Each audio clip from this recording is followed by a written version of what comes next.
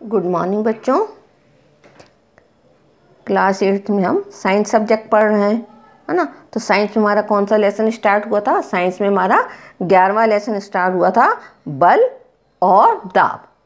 बल और दाब। तो अभी हम मतलब किसके विषय में पढ़ रहे हैं? अभी हम बल के विषय में पढ़ रहे हैं ना। तो पहले हमने देखा था कि बल क्या है ना, किसी भी चीज़ में धक्का या खिंचाव को हम क्या कहते हैं? बल कहते हैं। उसके बाद हमने देखा कि बल के प्रकार, है ना। फिर हमने क्या देखा? बल के प्रकार। तो बल के हमने प्रकार देखे। तो हमने देखा बल के कितने प्रकार होते हैं? बल के 2 प्रकार होते हैं। एक क्या होता है? संपर्क बल, और दूसरा होता है असंपर्क बल, है ना। तो कल हमने संपर्क बल के बारे में पढ़ा कि संपर्क बल क्या होता है। तो संपर्क बल के हमने 2 उदाहरण देखे थे। कौन कौन से? पेशीय बल और घर्षण बल। पेशीय बल और घर्षण बल हमने कल संपर्क बल के दोनों उदाहरण देखे थे। तो पेशी बल क्या होता है? हमारे शरीर की जो मांसपेशियां रहती हैं उसको वो क्या करती है? क्रिया स्वरूप क्या करती है? लगाने वाले बल के। हमारे शरीर की मांसपेशियों के क्रिया स्वरूप लगने वाले, मतलब मांसपेशियों के द्वारा जो बल लगाया जाता है उसे हम क्या कहते हैं? पेशीय बल कहते हैं। तो पेशी बल क्या है? हमारी सभी क्रियाकलाप को करने योग्य बनाता है। जैसे हम चलते हैं, खाना खाते हैं, शरीर की जितनी भी हमारी आंतरिक क्रियाएं होती हैं वो किसके कारण होती हैं? पेशीय बल के कारण होती है ना। तो क्या है, इसके लिए क्या करना पड़ता है कि लगने के लिए 2 वस्तुओं के बीच में संपर्क होना आवश्यक रहता है। मतलब संपर्क बल में क्या होता है? पेशी बल और जो घर्षण बल। संपर्क बल के 2 थे, एक था पेशी बल और दूसरा घर्षण बल। तो ऐसे बलों को लगाने के लिए वस्तुओं के बीच में, 2 वस्तुओं के बीच में संपर्क होना आवश्यक होता है।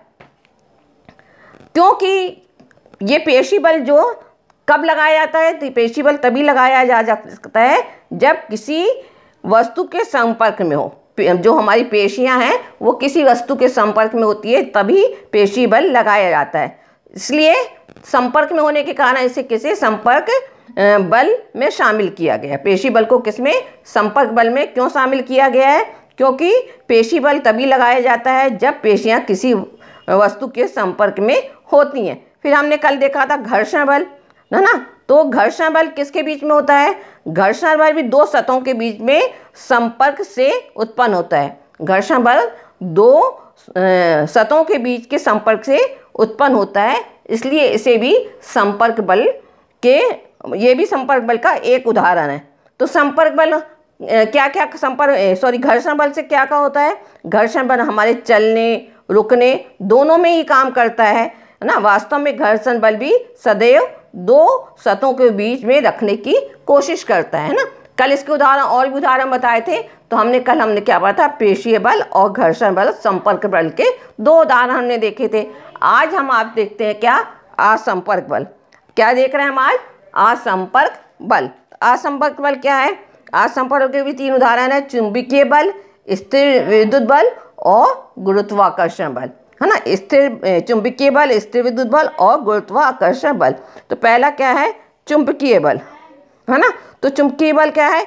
एक चुंबक द्वारा दूसरे चुंबक या लोहे के टुकड़े पर लगने वाले आकर्षण या प्रतिकर्षण को चुंबकीय बल कहते हैं, है ना। एक चुंबक के द्वारा दूसरे चुंबक या लोहे के टुकड़े पर लगने वाले आकर्षण या प्रतिकर्षण को चुंबकीय बल करते हैं। इसके लिए हम एक क्रियाकलाप करते हैं कि क्या करते हैं कि छड़ चुंबक के क्या करते हैं?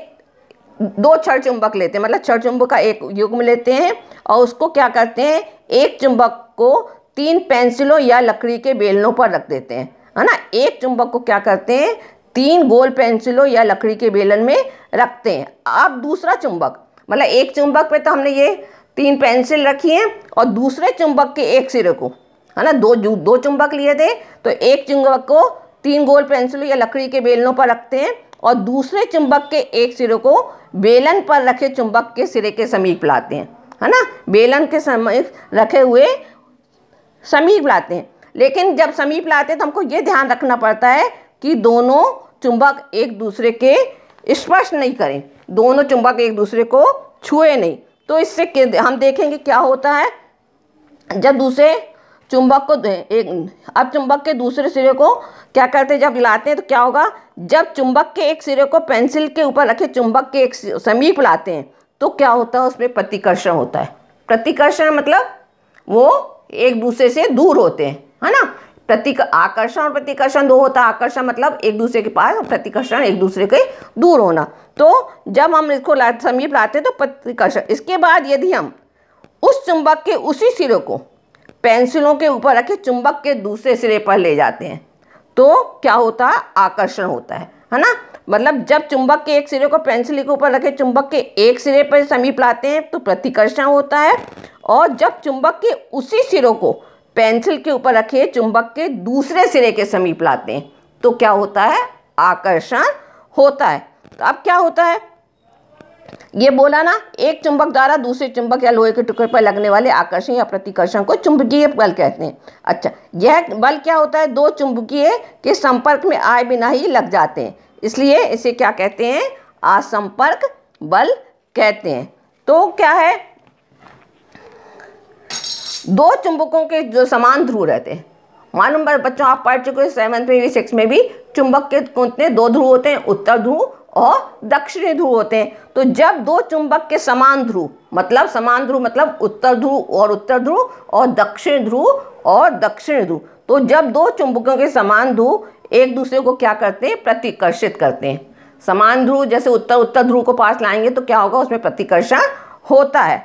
यदि दो वस्तुओं के बीच में जब असमान ध्रुव, क्या होगा, असमान, जैसे उत्तर और दक्षिण ध्रुव या दक्षिण और उत्तर ध्रुव को एक दूसरे के समीप लाते हैं तो वो क्या करते हैं, एक दूसरे को आकर्षित करते हैं, उसमें आकर्षण होता है। तो दो वस्तुओं के बीच आकर्षण तथा प्रतिकर्षण को खींचने या धक्का देने के रूप में दिया जाता है। मतलब खींचने या धक्का देने, जब क्या करते हैं, जब दो समान ध्रुव लाते हैं तो क्या होता है, एक दूसरे को अलग करते हैं, वो दूर करते हैं, और जब असमान ध्रुव लाते हैं तो वो उनमें क्या होता है, खिंचाव होता है।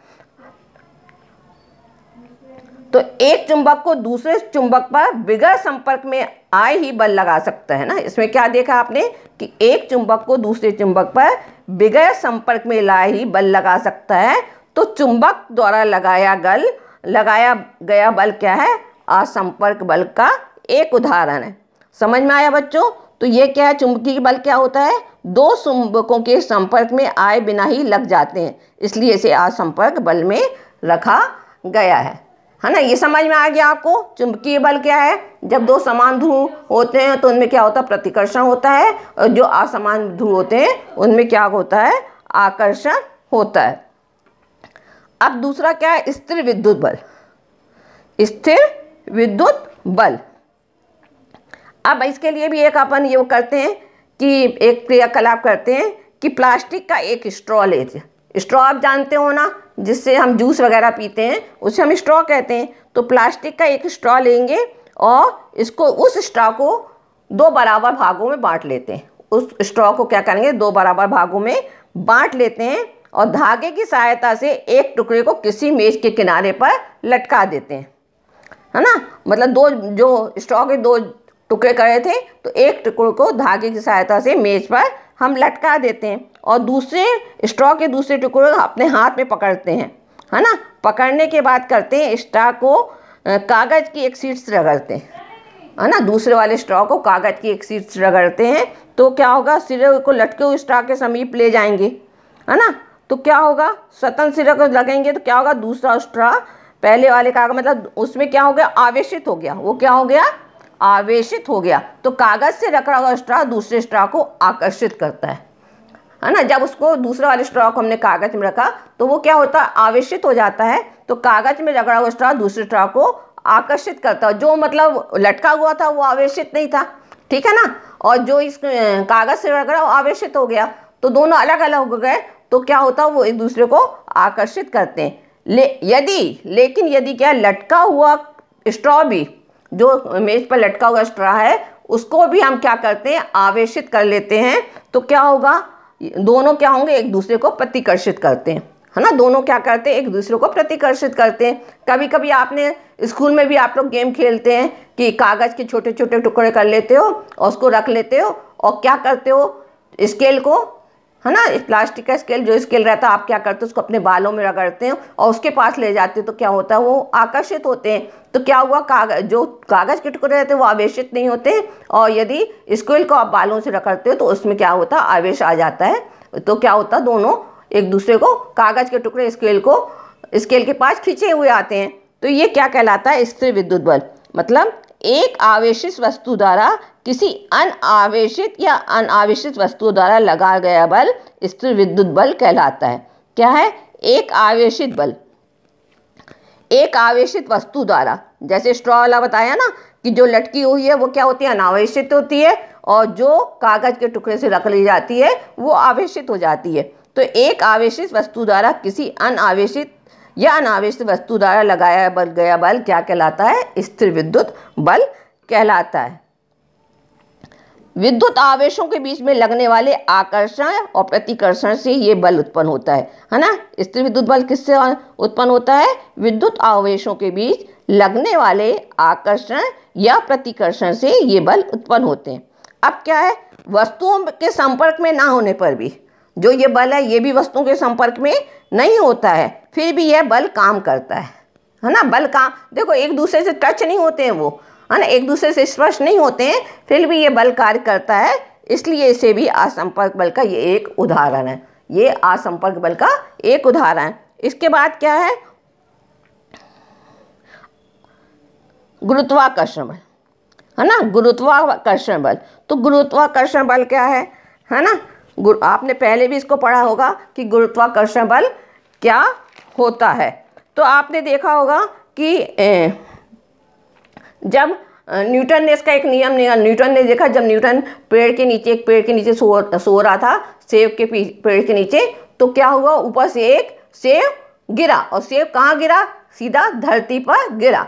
तो उसने देखा कि न्यूटन ने कि ये मतलब किस कारण से धरती की ओर गिर रहा है, तो उसने इसके लिए एक मतलब नियम देखा, उसने गुरुत्वाकर्षण, मतलब जो धरती में है उसमें गुरुत्व बल रहता है, धरती गुरुत्व बल रहता है, जिसके कारण कोई भी चीज़ यदि ऊपर फेंकते हैं तो वो धरती की ओर आकर्षित होती है। तो इसको न्यूटन ने क्या नाम दिया, गुरुत्वाकर्षण बल किया, न्यूटन का नियम के अनुसार। तो गुरुत्वाकर्षण क्या है, वस्तुएं पृथ्वी की ओर इसलिए गिरती हैं क्योंकि धरती उन्हें अपनी ओर आकर्षित करती है ना। कोई भी चीज़ यदि ऊपर चली जाती है तो ऊपर से क्या सीधे धरती की ओर आकर्षित करती है। क्यों, क्योंकि धरती उन्हें अपनी ओर आकर्षित करती है। इस आकर्षण बल को क्या कहते हैं, गुरुत्वाकर्षण बल कहते हैं। इस आकर्षण बल को क्या कहते हैं, गुरुत्वाकर्षण बल। देखते अब एक, जैसे न्यूटन ने देखा, यदि आप एक कोई सिक्का ऊपर उचकाते हो तो क्या होता है, जब सिक्का आपके हाथ में होता है तो क्या होता है, विराम अवस्था में रहता है, आपके हाथ में रहता है विराम अवस्था। जैसे ही आप उसको छोड़ते हो तो क्या होता है, वो नीचे की ओर गिरना आरंभ हो जाता है। तो क्या होता है, सिक्के की गति की अवस्था में परिवर्तन होता है ना। क्यों, और बिना बल लगाए, कोई बल नहीं लगाते, सिक्के को आपने ऊपर फेंका, वो बिना बल लगाए वो नीचे गिर जाता है। सभी वस्तुएं पृथ्वी की ओर क्यों गिरती हैं, क्योंकि उन्हें वो अपनी ओर आकर्षित करती है। क्या करती है, वो उसे अपनी ओर आकर्षित करती है। तो इस बल को हम क्या कहते हैं, गुरुत्व बल या गुरुत्वाकर्षण बल कहते हैं। गुरुत्व बल प्रत्येक वस्तु पर लगता है ना। गुरुत्व बल क्या होता है, प्रत्येक वस्तु पर लगता है। तो अब ये देख लिया आपने गुरुत्वाकर्षण बल क्या है ना। तो गुरुत्वाकर्षण बल क्या है, जो प्रत्येक वस्तु पर गुरुत्वाकर्षण बल लगता है। अब असल में गुरुत्वाकर्षण बल हर दो वस्तुओं के बीच में लगता है ना। गुरुत्वाकर्षण बल हर दो वस्तुओं के बीच में लगता है, परंतु है ना क्या है, धरती के द्वारा लगाए गए बल के अधिक परिमाण के कारण हमें सिर्फ यह महसूस होता है ना। तो अब इसके अलावा देखना, यदि चांद पर क्या होता है, गुरुत्वाकर्षण बल बहुत कम होता है। चांद पर जो गुरुत्वाकर्षण बल होता है वो बहुत कम होता है। इसलिए यदि कोई इंसान चांद पर जाए तो क्या होता है, वहाँ पर अपने आप भी धीरे धीरे वो उड़ने लगता है। क्या होता है, अपने आप वो धीरे धीरे उड़ने लगता है। तो बच्चों, कल हमने क्या पढ़ा था, संपर्क बल में हमने पेशी बल और घर्षण बल पढ़ा। आज हमने असंपर्क बल में चुंबकीय बल, स्थिर विद्युत बल और गुरुत्वाकर्षण बल पढ़ा। तो हमने ये बल यहाँ तक हमने समझ लिया बच्चों, ये आपको समझ में आ गया होगा है ना, कि बल क्या होता है, बल के प्रकार कौन कौन से हैं, है ना, उसके बारे में आज हमने पढ़ लिया है। इसके आगे कल हम क्या स्टार्ट करेंगे, दाब। ठीक है ना, बल पूरा हो गया, कल हम इसको क्या करेंगे, दाब वाला लेसन, दाब विषय पर चर्चा करेंगे।